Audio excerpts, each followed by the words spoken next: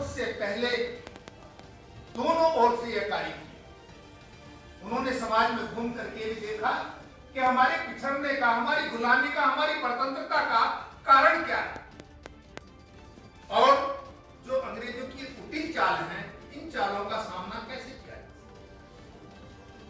कोई भी महापुरुष जब अपने समाज में काम करने के लिए उतरता है तो वह ज्ञान और मनोविज्ञान दोनों के साथ उतरता है।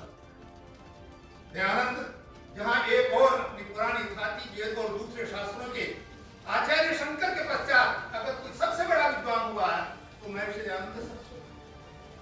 और उन्होंने पूरे समाज में घूम करके देखा कि अगर कोई सबकी आस्था का केंद्र है, जिस पर सब एक मत हैं, जिसकी कही भी बात को कोई भी काटने को तैयार नहीं है, तो वह केवल एक ग्रंथ है और उसका नाम है वेद। और इसलिए उनको एक ब्रह्मास्त्र मिल गया कि यदि मुझे अपने विचारों की प्रतिष्ठा करनी है तो वह वेद के आधार पर करनी। दूसरी ओर देखा कि समाज में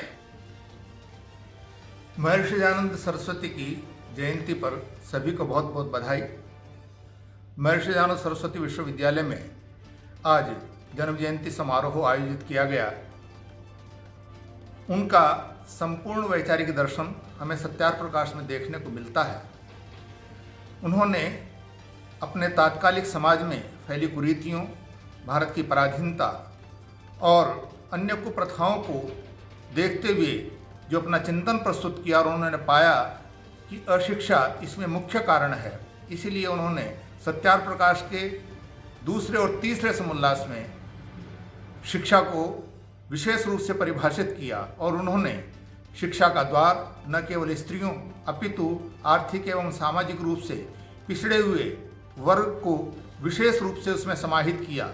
और उन्होंने एक वैज्ञानिक दिशा प्रदान की, वेदों का ऐसा तार्किक और विज्ञान परक भाष्य प्रदान किया जिससे पूरे भारत को एक नई चेतना प्राप्त हो। यहाँ का युवक राष्ट्रीयता के लिए, अपने भारत को आज़ाद करने के लिए पूरी तरह से तत्पर हो जाए और अपने प्राणों की आहुति देने के लिए संलग्न हो। ऐसा विचार उन्होंने न केवल सत्यार प्रकाश अपितु अपनी ऋग्वेदादि भाष्य भूमिका, अपने ऋग्वेद भाष्य, यजुर्वेद भाष्य और दूसरे ग्रंथों में प्रदान किया।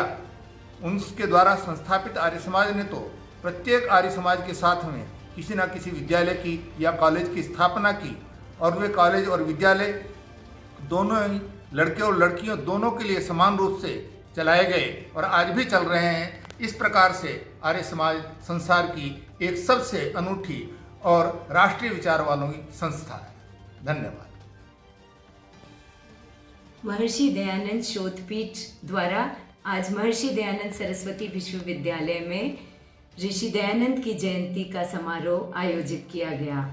यह जयंती विशेष इसलिए है कि यह महर्षि दयानंद की द्विशताब्दी जयंती का शुभारंभ है, अर्थात उनकी 200वीं जयंती का कार्यक्रम आज से प्रारंभ होके और अब अगले 1 वर्ष ही नहीं 2 वर्षों तक इनकी जयंती का कार्यक्रम मनाया जाएगा।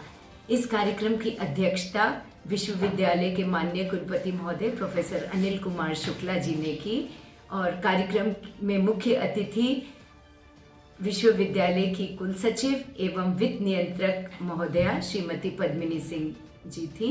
इस कार्यक्रम में मुख्य वक्ता के रूप में दयानंद चेयर के प्रोफेसर नरेश कुमार धीमान जी थे और महर्षि दयानंद का जो योगदान था उससे उन्होंने समाज में एक नई दिशा दिखाई, क्योंकि उन्होंने मानव जीवन में कर्म, परोपकार, सेवा का महत्व बताते हुए उन्हीं को जीवन का आधार बताया और इसी को मोक्ष प्राप्ति का रास्ता भी बताया।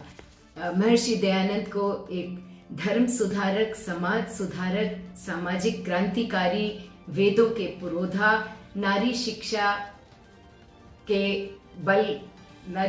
पर बल देने के पोषक के रूप में जाना जाता है। स्वराज के प्रथम स्वप्न दृष्टा भी कहलाते हैं और राष्ट्रभक्त भी वह कहलाते हैं।